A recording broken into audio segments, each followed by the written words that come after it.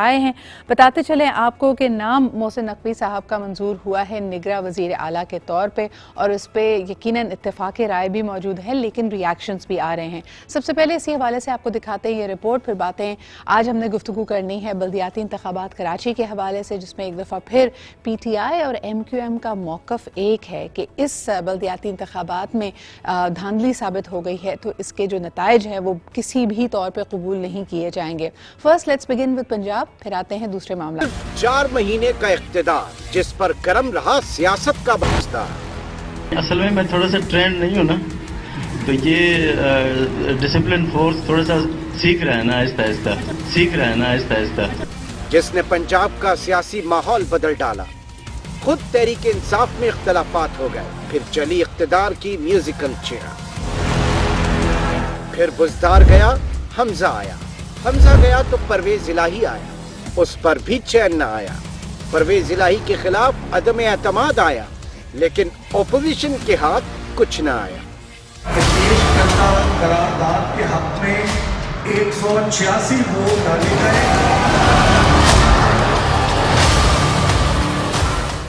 लेकिन अब खत्म हुआ इंतजार और मिल गया मोहसिन रजा नकवी को इख्तिदार। पर कहानी खत्म नहीं, अब शुरू हुई है। सियासत का सबसे बड़ा मरकज पंजाब, जहां सियासी चैलेंजेस भी हैं बेशुमार। एक तरफ कारकर्दगी की लटकती तलवार, दूसरी तरफ चलेंगे ओपोजिशन के वार। अब होगी वजारतों की बंदरबांट, काबीना का हिस्सा किसे बनाएं और किसको हरी झंडी दिखाएं, कड़ा इम्तिहान होगा। साथ ही साथ आम इंतखाबात का बर वक्त होना निगरां वजीर आला के लिए बड़ा चैलेंज होगा। जी जनाब, और दूसरी तरफ चेयरमैन PTI यानी इमरान खान साहब का कहना है कि मोहसिन नकवी साहब की तैनाती बतौर निगरां वजीर आला प्री प्ले बारगेन है और अपने एम्पायर खड़े करके खेलना ये PMLN की पुरानी आदत है। उन्होंने कहा कि उनको सख्त तहफ़्फ़ुज़ात हैं और दूसरी तरफ उन्होंने अपनी टीम को और ख़ुसूसन कानूनी टीम को PTI की ये हिदायत दे दी है कि इस फैसले को सुप्रीम कोर्ट में चैलेंज किया जाए। इस वक्त कमर दिलशाद साहब from the election commission of Pakistan, इसके अलावा Attorney General and the Special Advisor to the Prime Minister of Pakistan, and last but definitely not the least PTI से हलीम आदिल साहब भी हमारे साथ मौजूद हैं। कमर दिलशाद साहब, ये एक नई रविश है। हम देखते हैं कि पहले नजम सेठी साहब और अब मोहसिन नकवी साहब, जिनका दोनों का ताल्लुक मीडिया से होता है और मीडिया में भी ये बात बड़ी वाज़ेह होती है कि उनकी कोई कुछ जानिबदारी को झुकाव यकीनन मौजूद है, बिल्कुल न्यूट्रल इनको नहीं कहा जा सकता। तो फिर इनकी तैनाती बतौर निगरां वजीर आला, इस पे आप समझते हैं कि PTI के तहफ़्फ़ुज़ात सही हैं? PTI के तहफ़्फ़ुज़ात इसलिए दुरुस्त नहीं है कि उन्होंने जो नाम दिए हैं तो वो भी तो उन्हीं की ब्यूरोक्रेसी में काम करते रहे ना जी। इसी तरह देखे ना, नवीद अकरम चीमा साहब हो गए या दीगर मामलात में देखा जाए सुखेरा साहब हो गए, तो उन्हीं की कैबिनेट के मेंबर के थे। इस लिहाज से ये कहना इमरान खान का कि मेरे जो नॉमिनी हैं वो तो बड़े गैर जानदार हैं और जो दीगर सेक्टर से आ रहे हैं वो दुरुस्त नहीं है, ये उनका मौक़िफ़ दुरुस्त नहीं है। तो गैर जानदारी होना तो एक पैदा बात है, हर एक कहीं ना कहीं हमदर्दियाँ हो जाती हैं, लेकिन सबसे बड़ी अहम बात है चूँकि एक पार्टी ने फैसला कर लिया है और इसके बाद इलेक्शन कमीशन पाकिस्तान ने कि 5 रुकनी बेंच ने उनको नाम को जो है वो तोसी कर दी है, यानी उसको रिकमेंड कर दिया है एज चीफ मिनिस्टर पंजाब। तो ये किसी आइन और कानून के मुताबिक किसी अदालत में ये चैलेंज नहीं हो सकते।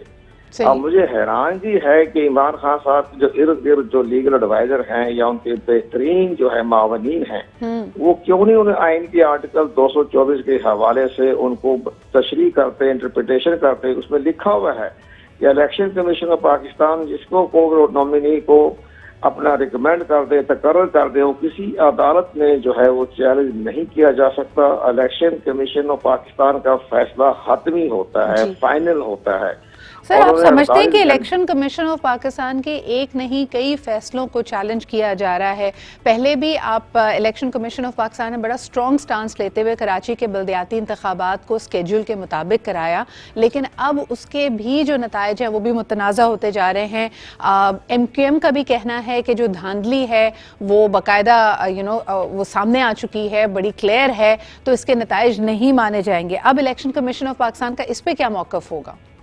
उसमें दुरुस्त है। आप ये भी देखो ना, बाकी सियासी जमातों का स्टेक होल्डर्स के बारे में, इलेक्शन के बारे में जो तहफ़्फ़ुज़ात हैं वो इसलिए तहफ़्फ़ुज़ात हैं कि जो हमारे रिटर्निंग ऑफिसर हैं या पोलिंग का जो अमला है वो सूबाई हुकूमत के ज़ेरे ताबे होता है, और सूबाई हुकूमत के बाद जितने भी लोग हैं उसमें कोई ना कोई वो इनमें इंटरफेरेंस करते हैं, मैनिपुलेशन करते हैं। ये डस्का की रिपोर्ट में साबित हो गया है। जैसे डस्का का जो इलेक्शन हुआ था हल्का 75 में, तो साबित हो गया था कि वजीर आला पंजाब यूसुफ बज़दार ने उसमें मुदाखलत की और प्राइम मिनिस्टर हाउस से मुदाखलत होते रही। ये चीफ सेक्रेटरी ने, IG ने इलेक्शन कमीशन को बताया। लेकिन ये तो होता ही है, इसका तो इलाज उन्होंने नहीं सर, मैं कराची के बल्दियाती इंतखाबात की बात कर रही हूँ। हाँ, मैं अर्ज करूँ उसी तरह से ये बाकायदा मुदाखलत होती रहती है, और ये मुदाखलत रोकना बड़ा मुश्किल तरीन मरला है। इसका एक ही मरला होता है, जैसे इंडियन पॉलिसी इख्तियार करें कि एक स्टेट में जब इलेक्शन होता है तो दूसरा स्टेट से स्टाफ जाता है, तो जिससे बेहतर नतीजे सामने आ सकते हैं। उसी सूबे में रहना वो रिटर्निंग ऑफिसर। अब इलेक्शन कमीशन पाकिस्तान ने फैसला किया है और चीफ इलेक्शन कमीशनर साहब की मुलाकात हुई है चीफ जस्टिस पाकिस्तान से। उन्होंने रिक्वेस्ट कर रहे हैं वो उनसे कि आइंदा इलेक्शन में हमें जुडिशरी का स्टाफ दिया जाए। सर लेकिन ये तो दो मुख्तलिफ आरा नहीं हो गई। अब आपके अगर अर्लियर कमेंट से मैं इसको जोड़ूं, एक तरफ आप कहते हैं कि मोहसिन नकवी साहब की तैनाती को किसी तरह भी सुप्रीम कोर्ट में चैलेंज नहीं किया जा सकता, लेकिन सिंध के मामले में आप खुद कह रहे हैं कि डस्का की रिपोर्ट भी है, बाकी चीज़ें भी हैं कि मुदाखलत होती है। अब अगर पहली दफ़ा ये होने जा रहा है कि जनरल इलेक्शन से पहले सूबाई इलेक्शंस होंगे पंजाब में या फिर KP में, तो फिर तो बहुत ज़रूरी है कि जो वजीर आला, निगरां वजीर आला हों, उन पे सबका कंसेंसस हो, एतमाद हो और वो गैर जानिबदार हो। उसके रास्ता निकालना तब बड़ा मुश्किल तरीन मरला होता है। या तो बांग्लादेश की तरफ पे ये रखें कि जरा वो अदालत की तरफ से चीफ जस्टिस ने ये कहा था जब इलेक्शन हुए थे बांग्लादेश में, तो उन्होंने तमाम अपने हाई कोर्ट के जजों को जो है वो उन्होंने अपॉइंट कर दिया था एज ए केयरटेकर गवर्नमेंट में। तो या तो वो तरीका इख्तियार कर लें कि जैसे सुप्रीम कोर्ट पाकिस्तान की निगरानी में इंतखाबात करवा दें, तो फिर बेहतर रहता है। अगर ये पॉसिबिलिटी होती है कंवर साहब, तो मैं ये सवाल इरफान कादिर साहब की तरफ लेके जाना चाहूंगी। अगर इस तर्ज का कोई फैसला किया जाता है कि जजेस या जुडिशरी को निगरां हुकूमत में शामिल किया जाए, तो आप समझते हैं कि PMLN को, PTI को ये कबूल होगा? जी इरफान साहब। बांग्लादेश की मिसाल दी मेरे साहब। जी इरफान कादिर साहब। जी, ये जो कंवर साहब बांग्लादेश की मिसाल दे रहे हैं, नॉर्मली तो मैं इनकी बातों से एग्री करता हूं, लेकिन ये मैं समझता हूँ एक रिट्रोग्रेसिव स्टेप होगा।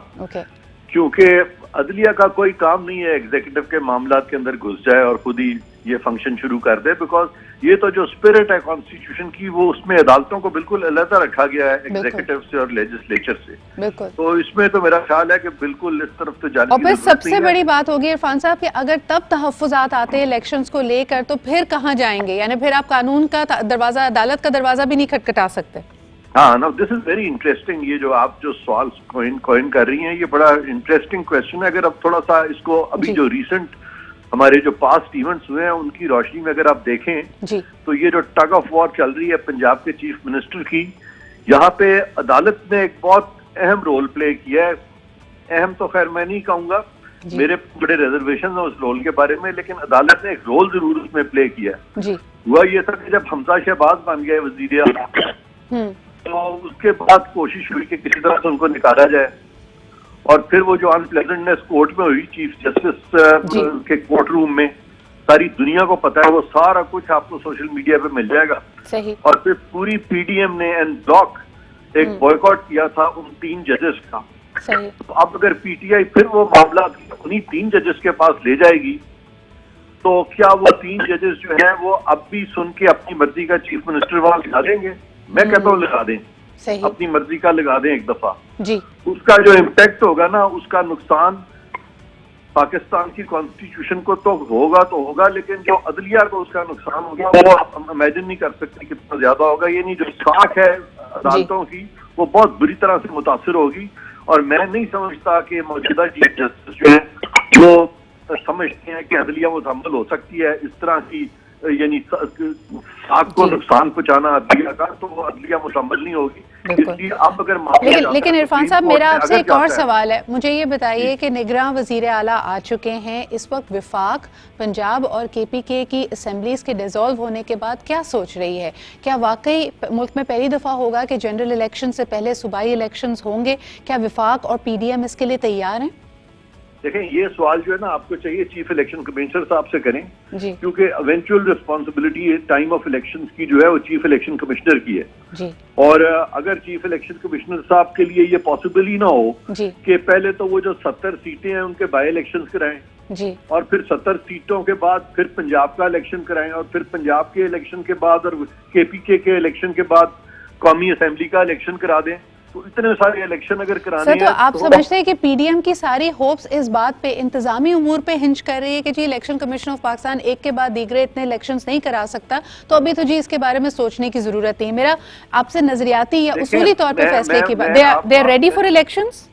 देखें, बात सुने, पीडीएम को तो बिल्कुल रेडी होना पड़ेगा, जाती इलेक्शन कमीशन कराएगा। जी पीडीएम ने इलेक्शन नहीं कराने, सही। इलेक्शन कमीशन ने देखना है कि कौन सा टाइम जो है प्रैक्टिकली और रियलिस्टिकली और कॉन्स्टिट्यूशन की स्पिरिट के मुताबिक जो बेस्ट टाइम है उन्होंने उस पे इलेक्शन कराने हैं। बिल्कुल सही कह रहे हैं सर। पीडीएम और PTI would not matter. Sir, PDM और PTI will matter because election commission of Pakistan ने आपके सामने उसूली तौर पे बुलडोज करते हुए हर एक को कहा कि स्केड्यूल बल्दियाती इंतखाबात का कराची में, हैदराबाद में फॉलो होगा, लेकिन उसके बाद भी इलेक्शन की इतनी मेहनत के बाद, इस एक्सपेंसिव एक्टिविटी से गुजरने के बाद जब रिजल्ट्स मुतनाज़ा हो जाते हैं तो लोगों को ऑन बोर्ड तो लेना पड़ेगा ना। कोई कहता है हमारी तैयारी नहीं थी, कोई कहता है कि डिलिमिटेशन ऑफ हल्का बंदियों पे उसकी क्वेश्चन मार्क खड़ा हो जाता है। तो उस हवाले से मैं पूछ रही हूँ कि क्या पीएमएलएन इलेक्शंस के हक में है?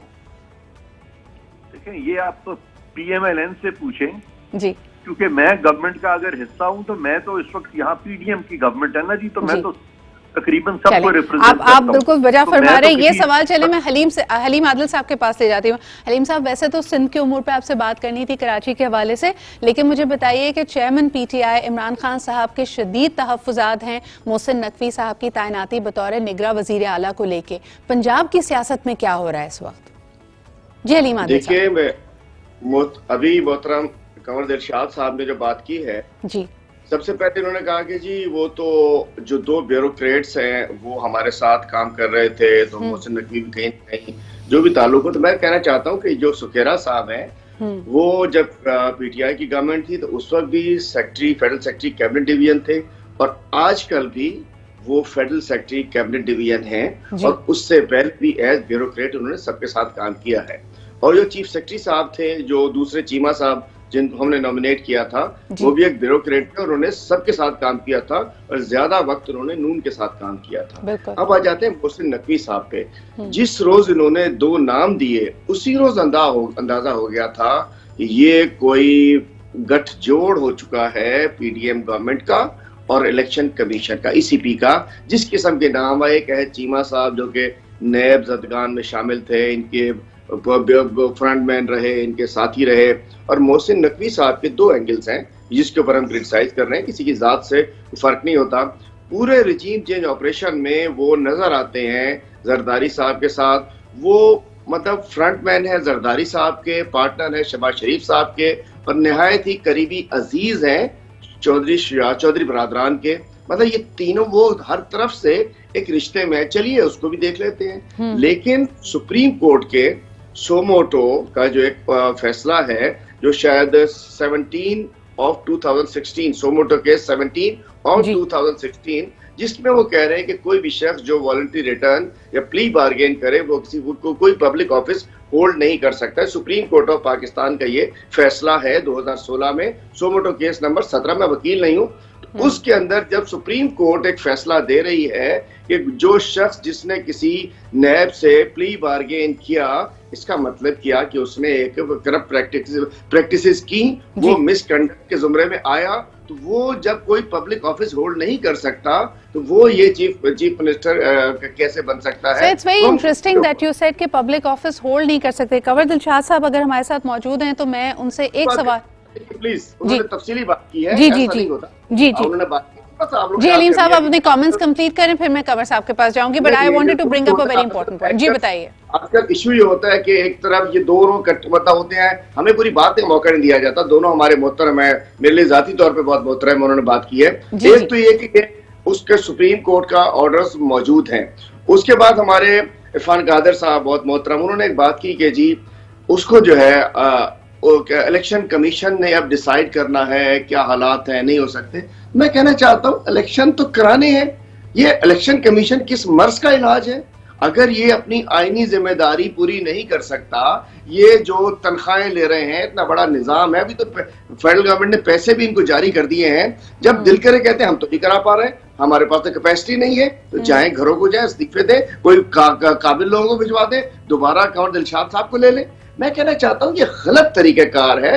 इलेक्शन कमीशन अपनी, मैं समझता हूँ पहले भी उनकी पोजीशन बड़ी खराब हो गई थी, लेकिन गुज़िश्ता रोज के फैसले से तय हो गया कि इलेक्शन कमिश्नर एक पार्टी है। अलीम साहब, अगर आपकी इजाजत हो तो एक सवाल आपसे करना चाहूंगी। इस वक्त ब्रेकिंग न्यूज चैनल्स पे चल रही है कि पीटीआई के 48 एमएनएस ने अपने इस्तीफे वापस ले लिए। ये अचानक से तब्दीली क्यों आई है? कौन से 48 एमएनएस ने वापस ले लिए? कहाँ खबर चल रही है? सही है, इस वक्त ब्रेकिंग न्यूज 45 फवाद चौधरी साहब की तरफ के उनसे मंसूब करके खबर चल रही है कि 45 इस्तीफे वापस ले लिए गए। देखिए, हर शख्स का अपना अपना तरीकाकार होता है, हमने इनको भागने भी नहीं देना। ये हमारे सारे एक तरफ हम सारे इस्तीफे हमारे कबूल नहीं कर रहे। उस दिन ये कह रहे थे इस्तीफे, हमने तो कहा था वापस आ रहे हैं। लेकिन इसका मतलब है कि कौमी असेंबली में अपोजिशन को पीटीआई लाने की तैयारी कर रही है ना। देखें वो एक, हमने तो इलेक्शन कराना है, अल्टीमेटली इलेक्शन कराना है, जो प्रेशर जैसे डलेगा। मेरा ख्याल है पंजाब और केपी गवर्नमेंट जाने के बाद सबको सोचना चाहिए कि हमारा एम एक है कि हमने इलेक्शन कराने के लिए जाना है, उसके लिए इस्तीफे मंजूर कराने हो, इस्तीफे वापस लेने हो, अपोजिशन लीडर चेंज करना। सही है, point of view has come in. लेकिन दो और स्टेटमेंट्स हमारे साथ मौजूद हैं। कंवर दिलशाद साहब, ये आपकी तरफ लाना चाहूंगी। नवाज शरीफ साहब की वतन वापसी के लिए जो कानूनी रुकावटें हैं वो हटाई जा रही हैं। इलेक्शन कमीशन ऑफ पाकिस्तान के हवाले से अगर मैं पूछूं कि नवाज शरीफ साहब का आने वाले इलेक्शंस में आप क्या रोल देख रहे हैं? क्योंकि अगेन वही सवाल जो हलीम आदिल साहब ने उस वक्त मुझे आपकी तरफ सवाल लाने नहीं दिया, लेकिन अगर पब्लिक ऑफिस कोई शख्स होल्ड नहीं कर सकता, मुख्तलिफ और प्रॉब्लम्स और केसेस चल रहे हों, तो उनकी वतन वापसी क्या इम्कानात है नंबर 1, और आने वाले इलेक्शंस पे क्या असर पड़ेगा? नहीं, ये बड़ी अहम बात थी अली सदीकी साहब ने कि भाई वो चूंकि प्री बारगेनिंग हो चुकी थी, तो ये इनका सैयद अली जफर साहब जो उनके बहुत अहम तरीन इमरान खान के लीगल एडवाइजर हैं, हमारे बड़े गहरे दोस्त हैं अली जफर साहब के साथ, तो वो उनको चाहिए था फिर वो इलेक्शन कमीशन पाकिस्तान में राइटिंग में दे देते। ये सारी चीजें जो पता चल गया था कि इलेक्शन कमीशन के पास केस आ रहा है और 48 घंटे दिए गए थे, उन्हीं दौरान ये तमाम डॉक्यूमेंट्स जो थे वो उनको इलेक्शन कमीशन के नोटिस में लाना चाहिए था। हमारे जिला में तो अब पहली दफा पता चला है, जैसे कि अभी अली सदीकी साहब ने बताया, लेकिन ये इमरान खान को तो पता था ना, फवाद चौधरी को भी, अली जफर को भी, तो वो उनको इलेक्शन कमीशन में वो अपना एतराज जमा करवा देते तो केस इनका ज्यादा कानूनी तौर पर मजबूत हो जाता। लेकिन अब जरा फैसला भी हो गया है, हालत भी उठा रही है और सुप्रीम कोर्ट पाकिस्तान भी इसके मामले में मुदाखल करने की इजाजत नहीं रही। लेकिन बहरहाल मुकदमा तो चलते रहते हैं, वो बात दुरुस्त है। लेकिन और बड़ी बात यह है कि जहाँ तक नवाज शरीफ साहब आ रहे हैं अपने कैंपेन चलाएंगे, लेकिन चूंकि वो डिस्क्वालीफाइड है ताहयात, वो इलेक्शन में हिस्सा नहीं ले सकते, लेकिन बात कैंपेन वो चलाएंगे अपनी, तो कैंपेन चलाने में तो कोई रुकावट नहीं। आप समझते हैं कि कोई तब्दीली वहां नहीं आ सकती, इलेक्शन में पार्टिसिपेट नहीं कर पाएंगे? अलबत्ता एक ही नहीं, इलेक्शन में पार्टिसिपेट वो नहीं कर सकते, वो तो ताहयात नाहिल है, वो तो फैसला सुप्रीम कोर्ट का भी है। ठीक है हलीम आदिल साहब, जी एक सवाल इस हवाले से जहन में आता है कि गलत दरवाजा क्यों खटखटाती है पीटीआई? अभी आपने तहफ़्फ़ुज़ात का जिक्र किया, इन्होंने बड़ा क्लियरली कहा कंवर दिलशाद साहब ने कि ये ECP में आपको ये तहफ़्फ़ुज़ात जमा कराने चाहिए थे। कराची के बल्दियाती इंतखाबात के हवाले से भी नजमी आजम साहब के इलेक्शन लड़ने पे, कंटेस्ट करने पे आप लोगों को तहफ़्फ़ुज़ात थे, आप कोर्ट में चले गए, उनके भी पेपर्स नामजदगी के वक्त उन्होंने कहा कि जी हाई कोर्ट ने कहा कि आपको इलेक्शन कमीशन ऑफ पाकिस्तान जाना चाहिए था। तो ये गलत दरवाजा क्यों खटखटाती है पीटीआई?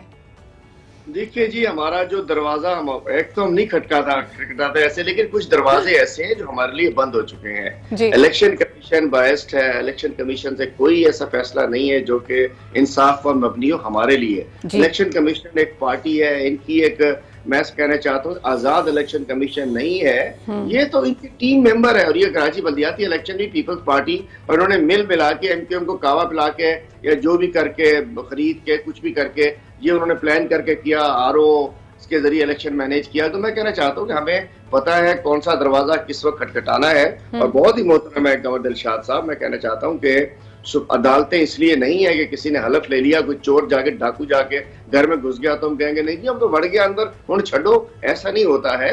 अगर सुप्रीम कोर्ट, अब सुप्रीम अदालतों का भी इम्तिहान आ चुका है, सुप्रीम अदलिया का इम्तिहान है कि उनके अपने फैसले में जिसमें वो लिख रहे हैं कि कोई ऐसा शख्स जो कि वॉलंटरी रिटर्न या प्ली बार्गेन करे वो पब्लिक होल्ड नहीं कर सकता। अब जा रहे हैं इंशाल्लाह अदालत में, आज ही जा रहे हैं sir. Important point well noted. एक आखिरी सवाल, वक्त मेरे पास कम है, इरफान कादिर साहब के पास लेके जाना चाहूंगी। इरफान कादिर साहब, इस वक्त निगरान वजीर आला से लेके मुख्तलिफ मामलात ज़ेर बहस आए हुए हैं, मुतनाज़ा बने हुए हैं।